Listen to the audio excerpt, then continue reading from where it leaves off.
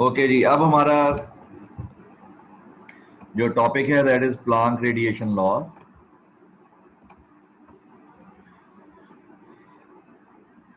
इससे पहले हमने ये देखा है कि वेन्स लॉ और Rayleigh Jeans law they were insufficient to explain the theory of black body radiation।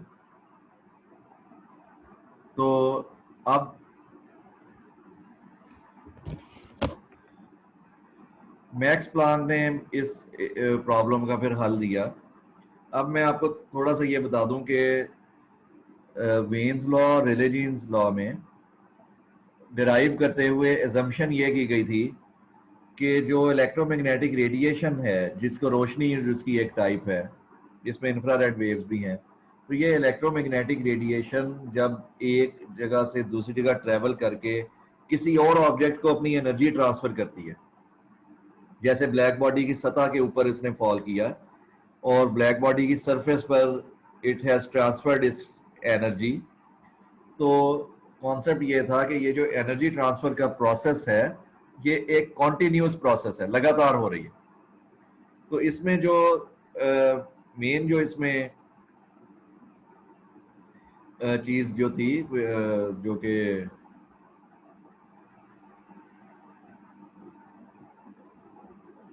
Main जो ये आपको नजर आ रहा हो, ये जो के टी वाला फैक्टर है, ये के टी का फैक्टर तब यूज होता है जब एनर्जी ट्रांसफर का जो प्रोसेस है ये कॉन्टिन्यूस प्रोसेस हो। तो एनर्जी ट्रांसफर अगर कॉन्टिन्यूसली हो रही है तो उसमें हम ये ऑसिलेटर की जो एवरेज एनर्जी है वो के टी के बराबर लेते हैं।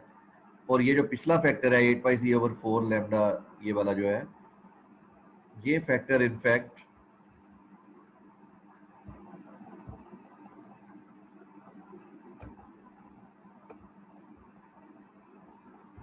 8π, ये जो बाकी फैक्टर है ये है नंबर ऑफ ऑसिलेटर्स की बेस पर जो यूनिट वॉल्यूम के अंदर है। और ये जो एनर्जी ट्रांसफर का ताल्लुक है वो इस फैक्टर के टी के साथ है। यानी अगर एक ऑसिलेटर, अगर ऑसिलेटर ऑसिलेट कर रहे हों और क्लासिकल ऑसिलेटर्स हों, क्लासिकल तरीके से उनको उनकी एनर्जी कैलकुलेट की जाए तो वो के टी के बराबर बनती है। तो ये चीज़ थी। अब मैक्स प्लांक ने जो कहा कि इसमें कुछ बड़ी एक तब्दीली की ज़रूरत है हमारी अंडरस्टैंडिंग जो है नेचर के बारे में, उसके हवाले से। अब यहाँ पर उसने 1900 में, सन 1900 में he gave a quantum hypothesis. तो ये हाइपोथेसिस की यहीं जो इटैलिक में लिखा हुआ है, मैं इसको रीड करता हूँ पहले ताकि आपको एक्चुअल स्टेटमेंट पता चले और फिर हम इसके मीनिंग देखेंगे क्या होंगे। मैक्स प्लांक हाइपोथेसिस ये था कि the material oscillators in the walls of the cavity can have only discrete energy levels rather than a continuous range of energies as assumed in classical physics। तो ये main difference था। यानी पहले हम कहते थे कि एनर्जी का जो है वो कॉन्टिन्यूसली चेंज होने वाली वैल्यूज हो सकती हैं एनर्जी की, लेकिन उसने कहा, मैक्स प्लांक ने कहा कि मटेरियल ऑसिलेटर्स जो हैं इनके सिर्फ डिस्क्रीट एनर्जी लेवल्स हो सकते हैं। If A particle is oscillating with frequency new, its energy can take only the values, ये En is energy, h new यानी न्यू फ्रीक्वेंसी है जिसके साथ वो पार्टिकल ऑसिलेट कर रहा है, h प्लांक कांस्टेंट है और n एक नंबर है जिसे क्वांटम नंबर का नाम देते हैं। यानी इसकी वैल्यू जो है अशारिया में नहीं हो सकती, अंडर रूट में नहीं हो सकती, ये सिर्फ डिस्क्रीट इंटीग्रल वैल्यूज हैं, 0, 1, 2 एंड सो ऑन। तो ये मैक्स प्लांक ने कहा कि जो भी ऑसिलेटर ऑसिलेट करेगा किसी फ्रीक्वेंसी न्यू के साथ, तो उसकी जो एनर्जी होगी वो एन एच न्यू के बराबर होगी, यानी एच न्यू का इंटीग्रल मल्टीपल। तो एच न्यू उसने कहा कि ये बुनियादी एनर्जी है किसी एक ऑसिलेटर की, और एन एच न्यू उसकी एनर्जी की वैल्यू पॉसिबल है, where h is a constant जिसको बाद में प्लांक कांस्टेंट का नाम दिया गया। The quantity h nu is called quantum of energy. इस h न्यू को हम quantum energy कहते हैं, and this implies that the particle can emit or absorb electromagnetic energy not continuously in arbitrarily small amounts but in multiples of the quantum h nu. और the value of H जो Planck constant ने use की, जिसकी मदद से उसने ये जो फार्मूला अपना डिराइव किया और फिर जो ग्राफ बनाया, वहाँ से जो एच की वैल्यू निकली, वो मैक्स प्लांक ने सन 1900 में जो वैल्यू निकाली, that was 6.55 into 10 to the -34 joule second. और जो अब हम जदीद तजर्बों और जदीद इक्विपमेंट की मदद से और मॉडर्न कंप्यूटर्स की कैलकुलेशन की मदद से जो हमने वैल्यू फाइंड आउट की है वो 6.625 है into 10 to the -34 joule second. ये 6.55 थी, देखें थोड़ा सा फर्क है तो, लेकिन अब हम ज़्यादा एक्यूरेटली जानते हैं। इसे नेचर का एक फंडामेंटल कांस्टेंट कहा जाता है, यानी प्लांक कांस्टेंट, जो कि जूल सेकेंड के इसके यूनिट्स हैं, इसको फंडामेंटल कांस्टेंट का नाम दिया जाता है। और ये इसके जो यूनिट्स हैं वो एंगुलर मोमेंटम वाले यूनिट्स हैं।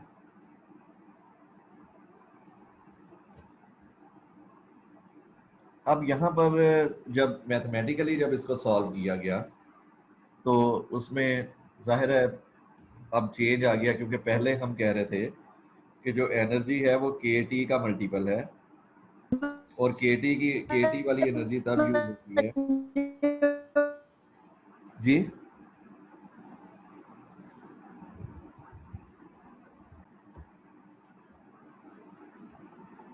अब थोड़ा सा समराइज करूं, ब्लैक बॉडी एटम से मिलकर बनी हुई है।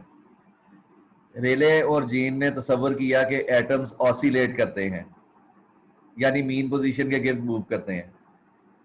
जब इलेक्ट्रोमैग्नेटिक रेडिएशन उनके ऊपर फॉल करती है तो वो उस रेडिएशन की फ्रीक्वेंसी के साथ ऑसिलेट करना शुरू कर देते हैं। रेले और जीन ने तस्वर किया था कि एनर्जी का ट्रांसफर का जो प्रोसेस हो रहा है, यानी इलेक्ट्रोमैग्नेटिक रेडिएशन जो ट्रांसफर कर रही है एनर्जी ऑसिलेटर्स को, वो एक कॉन्टिन्यूस प्रोसेस है। वो किसी भी वैल्यू ऑफ एनर्जी, कोई भी वैल्यू ऑफ एनर्जी हो सकती है, यानी कोई भी एनर्जी की वैल्यू रेडिएशन से एटमों के ऑसिलेशन में ट्रांसफर हो सकती है। और जब इस तरह की सूरत हाल हो कि कोई भी वैल्यू ऑफ एनर्जी ट्रांसफर हो सके और आपने मटेरियल को किसी टेम्परेचर टी पर रखा हुआ हो, तो उसमें एक ऑसिलेट जो उसमें जो एवरेज एनर्जी ऑफ ऑसिलेटर्स बनती है उसे हम के टी से मालूम कर सकते हैं। के इंटू टी, के बोल्ट्जमैन कांस्टेंट है और capital T absolute temperature of that body है। तो रिले और जीन ने ये assumption यूज की थी कि एनर्जी ट्रांसफर कॉन्टिन्यूस है, इसलिए फ्रीक्वेंसी की नतीजे में जो एनर्जी बन रही है वो के टी के मदद से कैलकुलेट की जा सकती है। मैक्स प्लांक ने जब देखा कि वो थ्योरी गलत है तो उसने अपना हाइपोथेसिस दिया। मैक्स प्लांक ने कहा कि एनर्जी ट्रांसफर का जो प्रोसेस है वो कॉन्टिन्यूस नहीं है बल्कि डिस्क्रीट है, पैकेट्स की फॉर्म में है। और एक पैकेट ऑफ एनर्जी जब रेडिएशन फील्ड से ब्लैक बॉडी को ट्रांसफर होगा तो उसकी जो वैल्यू होगी वो एच न्यू के बराबर है। तो उसने कहा कि इस तरह के एन, यानी एन कोई भी नंबर हो सकता है, या तो कोई भी पैकेट नहीं होगा यानी एन जीरो, या एक पैकेट या दो या तीन या चार, तो इनको क्वांटास का नाम उसने दिया। तो उसने कहा कि इतने क्वांटम ऑफ एनर्जी जो हैं वो ट्रांसफर होंगे जब रेडिएशन से मैटर के अंदर एनर्जी ट्रांसफर का प्रोसेस हो रहा है, तो क्वांटाइजेशन ऑफ एनर्जी साथ हो रही है, तो पैकेट्स में एनर्जी ट्रांसफर हो रही है, यानी एन एच न्यू। एक अगर पैकेट की एनर्जी एच न्यू है, where nu is the frequency, तो एन एच न्यू के बराबर वो एनर्जी हो सकती है। ये कॉन्सेप्ट मैक्स प्लांक ने दिया। फिर उसने प्लांक कांस्टेंट कैलकुलेट किया, जो अभी हमने डिस्कस किया। अब यहाँ पर जो डेरिवेशन थी फिर उसने फार्मूले की, उसमें उसने फर्क सिर्फ क्या किया, एक डिफरेंस था। रिले और जीन ने भी number of oscillators per unit volume calculate किए थे, ये वाले 8 pi c over 4 lambda raise to the power 4, या अगर ये वेवलेंथ की फॉर्म में देखें तो 8 pi over lambda two the 4, ये थे number of oscillators per unit volume और उनकी value in terms of wavelength, और ये के टी थी एवरेज एनर्जी। तो मैक्स प्लांक ने कहा कि ये जो पहला हिस्सा है ये सही कैलकुलेट हुआ है, यानी जब ऑसिलेटर ऑसिलेट करते हैं तो उनकी जितनी number of oscillators unit volume में बनते हैं, वो फार्मूला ऐसे ही कैलकुलेट होगा, यही तादाद होगी। सिर्फ उसने कहा कि जो एक ऑसिलेटर की एवरेज एनर्जी KT ली हुई है ये गलत है, क्योंकि ये कॉन्टिन्यूस केस में है। उसने कहा इसके बरक्स जो एनर्जी ट्रांसफर का प्रोसेस है वो कॉन्टिन्यूस नहीं है बल्कि डिस्क्रीट है। तो उसने डिस्क्रीट एनर्जी ट्रांसफर के प्रोसेस के लिए एवरेज एनर्जी ऑफ ऑसिलेटर की वैल्यू कैलकुलेट की। क्या किया उसने? मैक्स प्लांक ने ये तस्वर किया कि एनर्जी ट्रांसफर का जो प्रोसेस है वो डिस्क्रीट है, यानी 1 h-nu 2 h-nu 3 h-nu इतनी एनर्जी हो सकती है ऑसिलेटर की, हर वैल्यू नहीं हो सकती उसकी। तो अगर इस तरह की एनर्जीज हो तो उस सूरत में एवरेज एनर्जी ऑफ ऑसिलेटर क्या होगी, ये मैथमेटिकली उसने कैलकुलेट किया और करके वो जो ऊपर फार्मूला मैंने आपको दिखाया था उसमें उसने वैल्यू पुट की। तो he found the result for total energy density of black body radiation. तो ये यहाँ पर अगर आप गौर करें तो उसने कहा कि अगर एक टेम्परेचर T पर किसी ब्लैक बॉडी को रखा गया है और वो इक्विलिब्रियम में है, तो इक्विलिब्रियम में होने का मतलब, तो इक्विलिब्रियम में जब सिस्टम होता है तो वो मैक्सवेल बोल्ट्जमैन फंक्शन है जिसकी मदद से उसको शो किया जा सकता है कि n total number of oscillators हैं, sorry n not total number of oscillators हैं, और n वो ऑसिलेटर्स हैं जो किसी एक स्टेट n में है। तो किसी एक स्टेट में जो मौजूद ऑसिलेटर है वो total number of oscillators multiplied by exponential minus e over k T, इसे मैक्सवेल बोल्ट्जमैन फंक्शन कहते हैं। एक्सपोनेंशियली ये चेंज होता है, यानी मैक्सिमम नंबर ऑफ जो एटम्स हैं वो तो n नॉट ही रहेंगे। उसके बाद किसी एक एनर्जी स्टेट n में ई एन में, यानी n की किसी एक वैल्यू में कितने ऑसिलेटर्स होंगे वो इस फार्मूले से कैलकुलेट किया जा सकता है, क्योंकि ये एक्सपोनेंशियली डिके होते हैं। तो ये फार्मूला था जो मैक्सवेल बोल्ट्जमैन फंक्शन कहलाता है, वेल नोन फंक्शन है, आप मैथमेटिक्स में भी पढ़ चुके होंगे इसको। तो इसमें ये पता चलता है कि जब स्टेट्स बहुत हायर हों, यानी n की वैल्यू अगर आप बहुत लार्ज कर देंगे तो ये जो n यानी इन्फिनिटी को अप्रोच करेगा तो कैपिटल N ये वाला जो फंक्शन है इसकी वैल्यू 0 हो जाएगी। इसका मतलब है बहुत हाई टेम्परेचर वाली जो स्टेट्स हैं वो ऑक्यूपाई नहीं होंगी। तो और होता भी ऐसा ही है, जितनी आप स्टेट हाई करते जाएंगे उतना उसको ऑसिलेटर को उस एनर्जी स्टेट में ले जाना मुश्किल होता जाएगा। अच्छा, अब इस अगर ऐसी डिस्ट्रीब्यूशन हो तो इससे एवरेज एनर्जी निकालनी हो तो ये फार्मूला स्टैटिस्टिक्स का होता है कि आप इसको टोटल को, ये देखें n इंटू ई एन, जैसे आपने प्रोबेबिलिटी से आप एवरेज निकालते हैं कि x बार is equal to sigma i p i x i over sum of probabilities. तो यही सिचुएशन यहाँ पर है, ये n into e sigma over all states divided by sum of all states. तो ये प्रोबेबिलिटी वाला ही फार्मूला है जिसके एवरेज निकालने का। तो ऊपर ये sigma i p i x i की जगह हमने n इंटू ई एन कर दिया है और नीचे सिग्मा आई पी आई की जगह सिग्मा एन कर दिया है। तो ये वही फार्मूला है एवरेज वाला। तो इसमें जब हमने n की जगह ये वैल्यू पुट की और इसको सिंप्लीफाई किया, या आपने थोड़ा होमवर्क में अपने पास डिटेल स्टेप्स करके देख भी लें, वैसे कोई मुश्किल नहीं है इसमें। ये एक्सपोनेंशियल माइनस ई ओवर ये सीरीज है, इसको x के बराबर रख दिया तो e raise to the power minus x की सीरीज बन गई।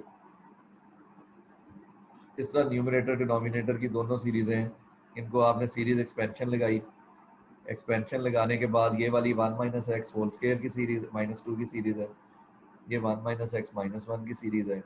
तो इसको सिंप्लीफाई किया एंड अगेन एक्स की वैल्यूज पुट की तो वही get this result h nu over e raise to the power h nu over k t -1।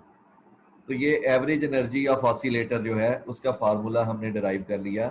और हमने कंसिडर क्या किया, दो चीज़ें कंसिडर की कि एनर्जी ट्रांसफ़र का प्रोसेस कंटिन्यूस नहीं है बल्कि डिस्क्रीट है। एक ऑसिलेटर की एनर्जी ई एन जो है वो 1 एच न्यू, दूसरे दो और या 2 एच न्यू हो सकती है या 3 एच न्यू हो सकती है, इनके दरमियान कोई वैल्यू नहीं हो सकती। और अगर इस तरह की सूरत हाल हो तो हमने मैक्सवेल बोल्ट्जमैन डिस्ट्रीब्यूशन वाला जो फंक्शन लेकर उसके अंदर ये वैल्यूज हमने पुट करके सिंप्लीफाई किया तो वही गॉट दिस रिजल्ट। अब ये रिजल्ट क्या शो कर रहा है, ये है average energy of an oscillator h nu over e raised to the power h nu over kt -1, where h is Planck's constant, nu is frequency of radiation, k Boltzmann constant है। तो ये अब kt की जगह ये parameter आ गया, kt था continuous case में एवरेज एनर्जी ऑफ ऑसिलेटर, और ये h nu over e raised to the power h nu over kt -1 है कि अगर हमारे पास डिस्क्रीट एनर्जीज हो तो एवरेज एनर्जी ऑफ ऑसिलेटर क्या बनेगी। अब इस फार्मूले को हमने जब पुट किया दोबारा तो we got this result 8 pi nu square over c cube h nu over exponential h nu over k t minus 1। और जब ये न्यू ओवर सी को लेमडा पुट कर देंगे आप तो ये लेमडा की फॉर्म में ये एक्सप्रेशन बन जाएगा 8 pi h c over lambda raise to the power 5 1 over h c over lambda k t minus 1। तो ये जो एक्सप्रेशन हैं दोनों 2.7 और 2.8 जो आपको नजर आ रहे हैं ये प्लांक्स रेडिएशन लॉ कहलाते हैं और ये एनर्जी डेंसिटी की इंफॉर्मेशन दे रहे हैं। इसको आप इंटेंसिटी में कन्वर्ट कर सकते हैं सी ओवर 4 से मल्टीप्लाई करके। अच्छा, तो यहाँ तक अगर कोई क्वेश्चन है तो आप पूछ सकते हैं।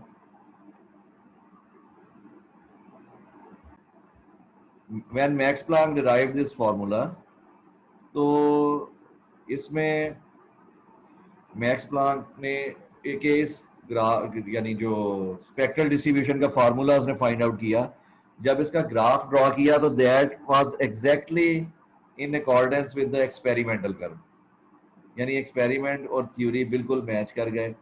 तो वी कैन से कि मैक्स प्लांक की जो थ्योरी थी वो that was quantization theory.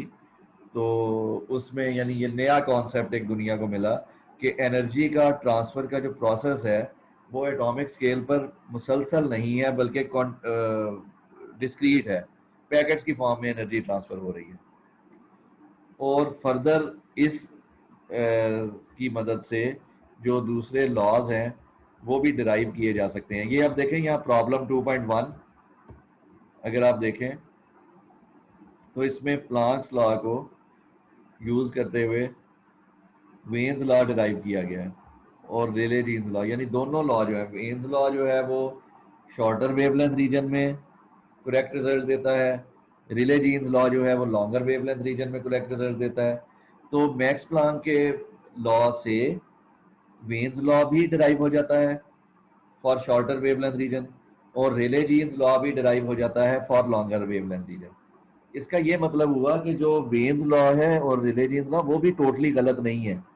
Shorter wavelength region में वो करेक्ट है वेन का और लॉन्गर में रिले जीन का, लेकिन चूंकि वो ओवरऑल पूरे स्पेक्ट्रम को एक्सप्लेन नहीं करते इसलिए हम उनको करेक्ट पूरे 100% रीजन में करेक्ट नहीं मानते, एक छोटे से रीजन में वो करेक्ट है। तो लेकिन मैक्स प्लांक का लॉ मुकम्मल तौर पर एग्जाम में उसका रिजल्ट देता है। तो ये वाले जो यानी कॉन्सेप्ट था मैक्स प्लांक का, ये इट वाज ए यानी ये बुनियाद बना क्वांटम मैकेनिक्स का। इसमें एक दुनिया को एक नया बिल्कुल कॉन्सेप्ट मिल गया, सोच ही दुनिया के बारे में चेंज हो गई। ये यहाँ पर देखें, ये जहाँ पर मैं कर्सर रख रहा हूँ, thus it incorporates all that is valid from classical theory and yet makes a fundamental departure। यानी इसमें क्लासिकल को पूरी को समोया हुआ है क्वांटम ने, यानी वो जो क्लासिकल का लॉन्गर वेवलेंथ वाला लॉ भी इससे निकल आता है, क्लासिकल का शॉर्टर वाला भी इससे निकल आता है, यानी क्लासिकल के ऊपर ये पूरी फैली हुई है क्वांटम थ्योरी, इसने उसको अपने अहाते में लिया हुआ, which ultimately shook the foundations of classical mechanics। Planck was awarded the 1918 Nobel Prize for the discovery of energy quantum। तो ये मैक्स प्लांक और ये प्रॉब्लम 2.1 आपने सॉल्व करनी है खुद, और अगर नेक्स्ट लेक्चर जब होगा तो मैंने आपसे पूछना है, अगर इसमें कोई प्रॉब्लम हो तो आपने डिस्कस करना है। तो हमारा अब नेक्स्ट जो टॉपिक है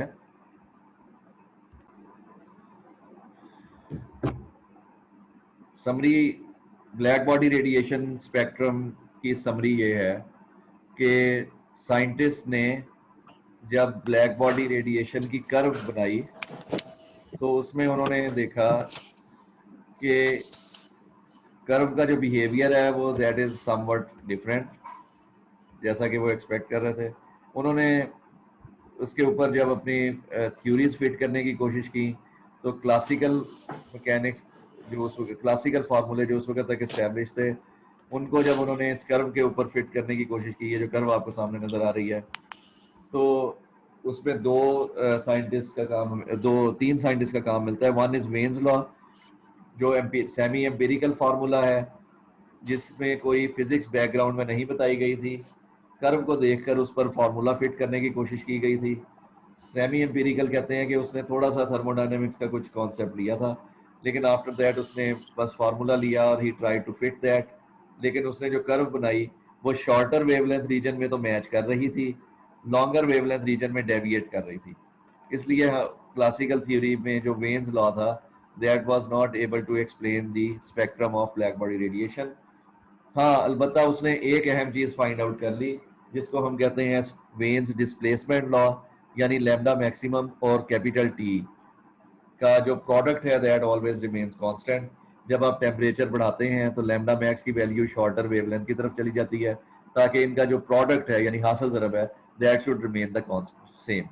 और ये वैल्यू है क्या, ये आपको मैंने होमवर्क दिया, आपने फाइंड आउट करके अगले पीरियड में बतानी है। दूसरा कॉन्सेप्ट ब्लैक बॉडी रेडिएशन पे रेले और जीन ने इस्तेमाल किया।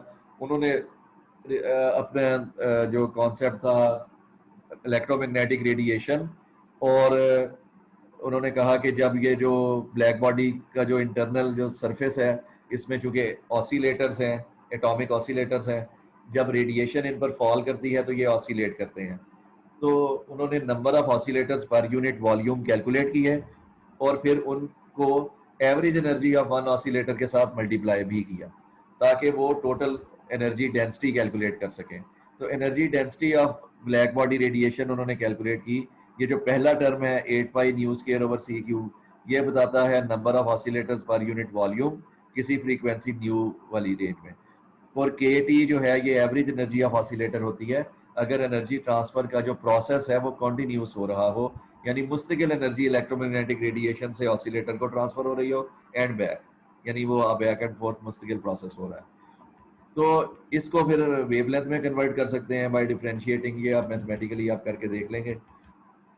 उसके बाद ये वेवलेंथ की फॉर्म में 8 pi over lambda two the 4 into के टी आ जाता है एक्सप्रेशन।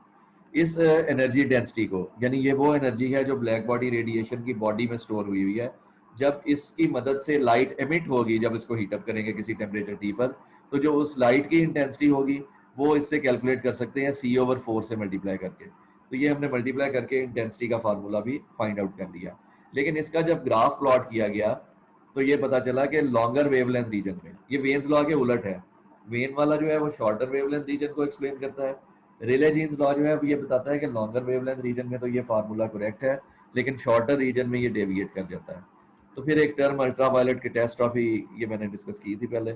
उसके बाद मैक्स प्लांक ने ये कहा कि number of oscillators per unit volume तो सही कैलकुलेट हुए हुए हैं, एवरेज एनर्जी ऑफ ऑसिलेटर का जो कॉन्सेप्ट है वो ठीक नहीं है।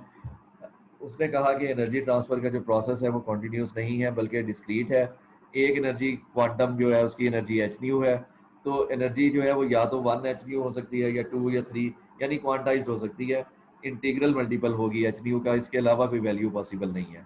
तो ये उसने जब कॉन्सेप्ट दिया तो इसकी बेस पर फिर उसने मैक्स प्लांक ने मैथमेटिकली प्रोबेबिलिटी वाला फार्मूला यूज करके और बोल्ट्जमैन डिस्ट्रीब्यूशन ऑफ वेलोसिटीज वाला फार्मूला, ये n capital n, sorry n naught है टोटल नंबर ऑफ ऑसिलेटर्स जो किसी जगह पर है। एन फंक्शन ऑफ एन से मुराद ये है कि स्मॉल एन से मुराद एनर्जी स्टेट है, एन उसकी वैल्यू 0 1 2 कोई हो सकती है, पहली एनर्जी, दूसरी स्टेट, तीसरी स्टेट, चौथी स्टेट। किसी एक एनर्जी स्टेट में कितने ऑसिलेटर्स होंगे, वो होंगे एन नॉट जरब exponential minus e n over k t, जबकि टी उस मटेरियल का एब्सोल्यूट टेम्परेचर है। तो ये डिस्ट्रीब्यूशन होती है, यानी किसी एनर्जी स्टेट E1 में कितने हैं, E2 में कितने हैं। तो इस फार्मूले को यूज करते हुए बोल्ट्जमैन सॉरी मैक्स प्लांक ने average energy of oscillator calculate की प्रोबेबिलिटी वाला फार्मूला ही लगाकर। ये डिनोमिनेटर में देखें टोटल है ऑसिलेटर्स, ये टोटल ऑसिलेटर्स, और ऊपर किसी एक एनर्जी स्टेट में कितने हैं वो ये। तो ये उसने जब कैलकुलेट करके इसको मैथमेटिकली कुछ सब्स्टिट्यूशंस करके जब सॉल्व किया तो ये एवरेज एनर्जी ऑफ ऑसिलेटर का फार्मूला आ गया, H nu over exponential h nu over k t minus 1।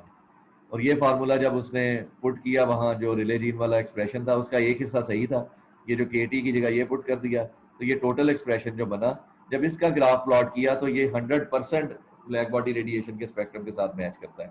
तो इसका मतलब ये है कि हम कह सकते हैं कि जो एनर्जी ट्रांसफर का जो प्रोसेस है वो कॉन्टिन्यूस नहीं है बल्कि क्वांटाइज्ड है। फिर नेक्स्ट स्टेप में मैक्स प्लांक ने ये भी शो किया कि जो रेले जीन फार्मूला है और वेन्स फार्मूला, ये दोनों इससे डिराइव हो जाते हैं। ये आपका होमवर्क है, आपने ये करके देखने हैं। क्योंकि ये दोनों डिराइव हो जाते हैं, इसका मतलब ये है कि क्वांटम थ्योरी एक वास्ट थ्योरी है, ब्रॉडर थ्योरी है, जिससे क्लासिकल रिजल्ट्स भी अप्टेन हो जाते हैं एक पर्टिकुलर रीजन में, और ओवरऑल ये करेक्ट रिजल्ट भी देती है। तो ये न्यू यानी एडवेंट था, that was the advent of quantum theory. तो इसको हम ये सारा इसका खुलासा था।